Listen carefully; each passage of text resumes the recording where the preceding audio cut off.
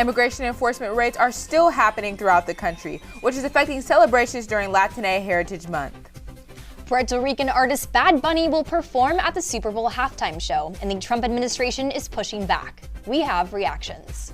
Here in Olvera Street, the site of the Muertos Artwalk, find out how local vendors are keeping the culture alive.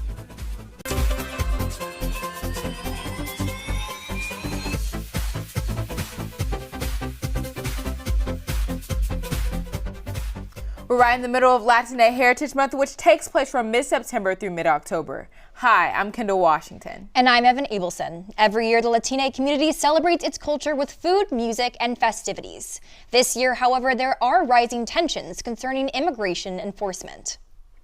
Many Latine heritage events around Southern California have been canceled due to community fears. These include the Paris Monarch Festival, the Long Beach Dia de los Muertos Parade, the Pasadena Latino Heritage Parade, and the Cudahy Independence Day celebration. Some community activists are taking to the streets to help keep people safe. We're three-generation Dodger fans. We live exactly 1.0 miles from the stadium. We usually walk to the games. This is something we can no longer do anymore. We have asked that the Latino community and our allies continue to cheer on the Dodgers, but go to the local bars, restaurants, pubs, spend your Dodger dollars locally because we're still hurting. Activists have been documenting the arrests on social media for months now, and one news outlet is updating the community daily. And then when the raid started, there was just so much information to go through, to verify, to unpack. How do I share all of this? I'm like, I'd have to make 20 posts a day. It would be easier to just kind of compile it into one digestible format where I can just tell people can just check in and be like, okay, what happened today? It's one of those times where you know you're going to be not only confronted by radicalized individuals, but also your own government. LA Taco is an independently owned and operated media platform. They provide updates and information about ICE raids on their Instagram show, The Daily Memo. And the Muertos Artwalk will kick off this weekend. Our reporter Gianmarco Velasquez at Olvera Street, the site of this year's event. I'm live here in Olvera Street, the site of the incoming Muertos Artwalk, the 11th annual edition event that not only commemorates Hispanic Heritage Month, but also welcomes the incoming Dia de los Muertos season. And the event was started in 2014 in response to funding cuts for traditional events at Olvera Street, which previously received funding from the city of Los Angeles. The Muertos Artwalk brings together over 35 artists from across greater Los Angeles, showcasing artwork, jewelry, accessories, clothing, and cultural traditions, all of which highlight the talent of local artisans. I spoke with founder and organizer of the Muertos Artwalk, Cristina Mariscal Pasten, about the importance of cultural events like these. The idea is, one, to promote small businesses and local artists, but two, it's a way to bring people together, not only to support those vendors, but to go to Olvera Street and visit the shops. A place like Olvera Street, I always say that it's a hidden gem. I think especially in this time right now that our country is in and what we're experiencing, traditional events are that much more important. And in conversation with Christina, she mentioned that she comes from a long history, a lineage of Olvera Street involvement, 6 generations dating all the way back to 1930, the inception of this historic street. I'm joined by her father, Mike Mariscal. Mike, talk to me. How does it feel to have such a historic storefront here at Olvera Street? Well, the history of Olvera Street dates back to a few of the families here. My family is one of them. We're one of the original founding families. And we're here 95 years later and trying to still keep the traditions and culture and our family business alive here at Olvera Street. Right, your daughter is very involved with the organization, the cultural events. Why is that so important for your family and also just for the state of the street? Well, as I did, my daughter also heavily participated in the events since she was a child. And it's important that our traditions keep going, our culture, traditional events that we do here at Olvera Street, many of them have been going for 95 years.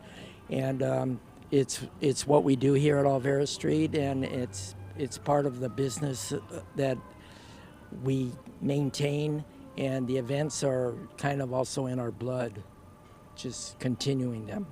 It's a family-operated business, operated event. And once more, this is going to be happening this weekend. And in conversation with Christina, she mentioned that because of the ongoing ICE activity in Los Angeles, there's a concern among the community, undocumented community, to come out and support their events, their people. And she really is encouraging all of those who can, allies, to be a friend, to come out and support if they feel comfortable doing so, to really show that solidarity with the undocumented immigrant community. That's all for now. Live in Olvera Street, Gianmarco Velazquez, back to you guys at the studio.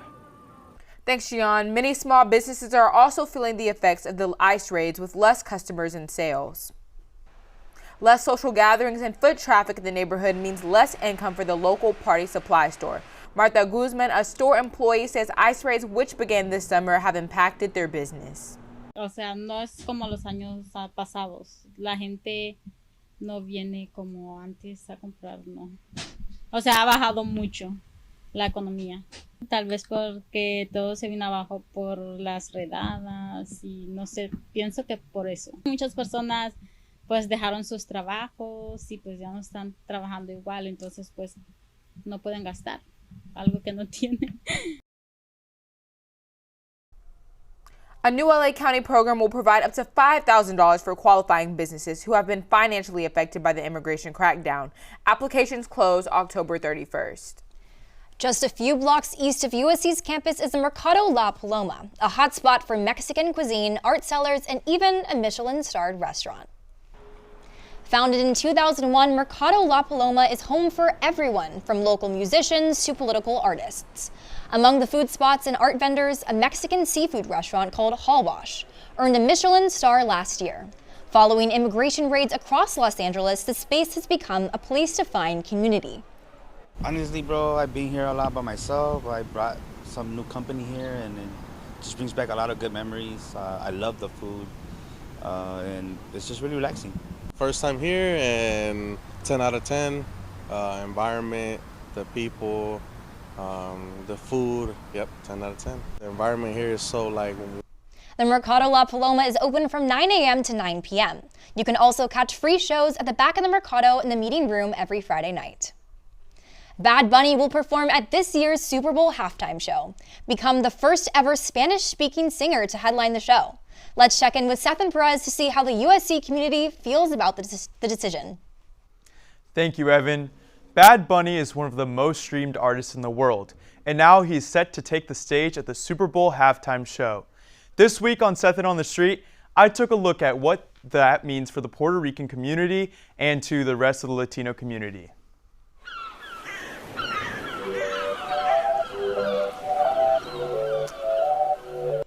While many fans are looking forward to seeing Bad Bunny take the stage for the halftime show, it's also sparked political backlash.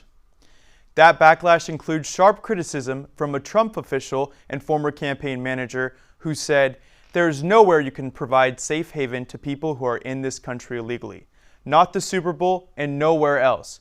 We will find you, we will apprehend you, we will put you in a detention facility, and we will deport you." A professor who teaches a graduate course on Bad Bunny says it's an attack on an artist who brings Latino people together. For the Latinx, Latina community, when they see and hear someone like Bad Bunny, they see themselves. His lyrics speak to us at a place where we can be nostalgic, but also hopeful and forward-looking. It's just a space for us to be able to come together and celebrate what it means to be Latinx, Latina. And Bad Bunny's influence isn't just cultural, and the numbers show it. He is the number 12 most streamed artist in the world with more than 78 million monthly listeners on Spotify. And his top 3 songs each have over 2 billion streams. Here's what students had to say about his impact and upcoming performance. Bad Bunny was just announced as this year's Super Bowl performer. How do you feel about that? I think it's really important now more than ever to have a headliner like Bad Bunny, especially like during the Super Bowl when so many audiences are watching, not just football fans, but fans of music, fans of pop culture. I think it's a really powerful statement. You know, Bad Bunny's not really my cup of tea. I wish Taylor Swift would have performed instead. For me, it means representation. It's good to finally be able to see someone who also comes from a similar culture to mine up there on big screen. Do you know any of his songs? No. DTMF is one of my favorite songs. I really like his music because he's able to bring culture into his music, and he's just able to like emphasize and represent different cultures. From breaking streaming records to headlining the Super Bowl, Bad Bunny is more than just an artist. Students say his music represents pride, identity, and connection, while others see politics shaping the stage around him. Back to you, Kendall. Thanks, Seth, and I definitely can't wait for the Super Bowl. Today, the USC Sustainability Hub celebrated Latine Heritage Month with a game of climate change loteria. Loteria originated in Italy and came to Mexico in 1769. The game is similar to bingo, but played with colorful cards instead of numbered balls. The game also uses different objects and symbols. One player who enjoyed the game encouraged everyone to come out. Supporting our cultural centers, especially the Sustainability Hub, is very important for not only the school, but our community as well. Supporting our cultural centers, especially. Latine Heritage Month is just getting started, and there are many more events underway. The month will conclude with Noche de Cultura, showcasing live performances on October 15th. Coming up, one Latine artist created a theater in honor of Frida Kahlo and offers free acting classes, theater workshops, and animation courses for the community. The USC Latino Alumni Association provides a connection with students of the past and present for 50 years. And many Dodger fans are torn over the support of the team after it failed to publicly criticize the ongoing immigration enforcement raids.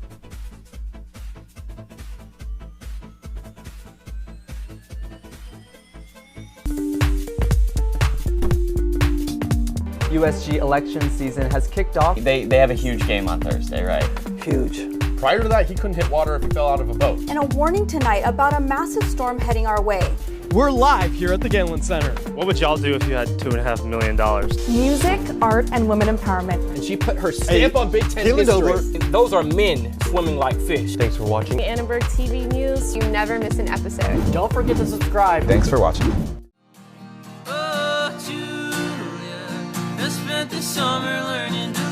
So, live from the Halo is USC Annenberg's take on NPR's Tiny Desk concerts.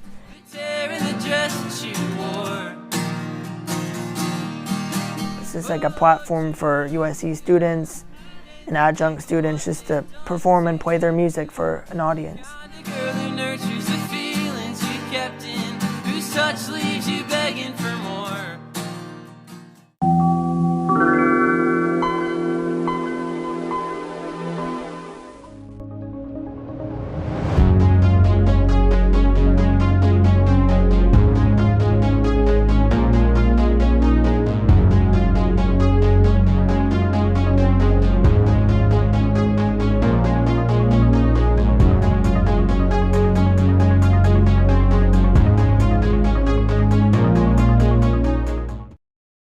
Looking for artistic events to attend this Latine Heritage Month, the Frida Kahlo Theater may be the place for you. It serves as a safe community devoted to bilingual theater.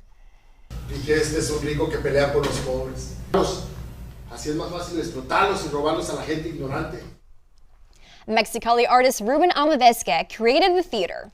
It invites Latine playwrights to present their work and offers free acting classes, theater workshops, and animation courses. He says the theater provides an important platform. It's very important that these companies survive and thrive because they're the only voices our community have. They are cutting our budget, they're cutting our grants, and the only reason is that we want to exist is because we provide a service. It's very important because the arts teach you to think critically. So it's very important that we have a place where our community feels safe to explore and to discuss their problems. Tickets for the Frida Kahlo play are still available. It runs from tomorrow to October 12th. Classes and workshops are offered every weekend. The Spanish version of the official White House website has been shut down since Trump assumed office in January.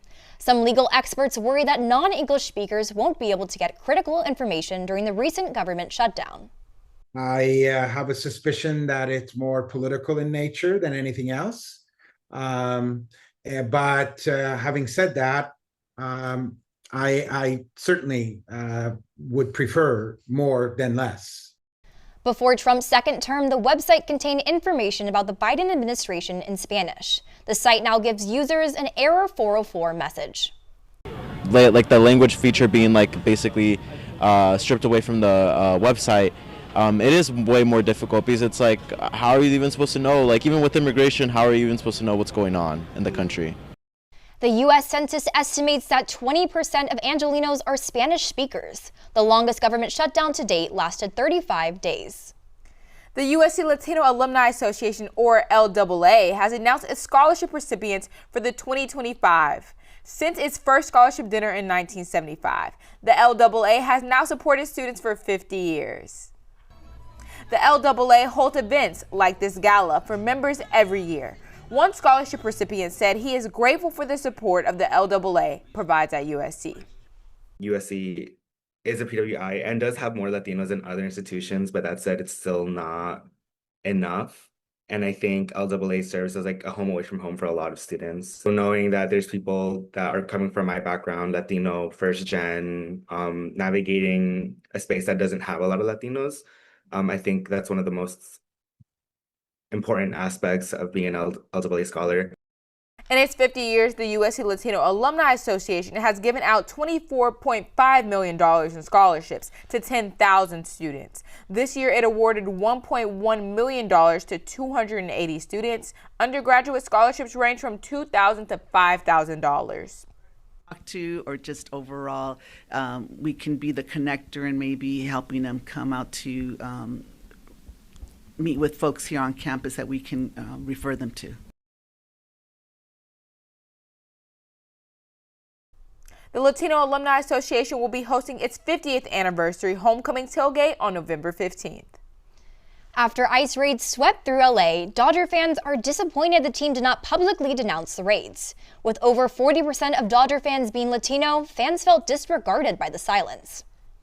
Some longtime Dodger fans say despite the repercussions an athlete may face from denouncing ICE, athletes should not always stay silent. There's a lot of pressure on athletes to more or less, in a way, not say anything and just kind of remain neutral in matters when they should speak up. Why support a franchise who has a predominantly Latin fan base when they're actively out against us? LA City Council candidate Raul Claros is urging Dodgers fans to use their Dodger dollars locally rather than at the stadium. We're three-generation Dodger fans. We live exactly 1.0 miles from the stadium. We usually walk to the games. This is something we can no longer do anymore. We have asked that the Latino community and our allies continue to cheer on the Dodgers, but go to the local bars, restaurants, pubs, spend your Dodger dollars locally because we're still hurting. Some longtime Dodger fans say for the first time in years, they may not tune in during the playoffs. Thanks for watching See It Live. From everyone at Annenberg Media, I'm Evan Abelson. And I'm Kendall Washington. For more coverage, don't forget to subscribe to our YouTube channel and turn on notifications so you never miss an episode. We'll see you next time. Good night.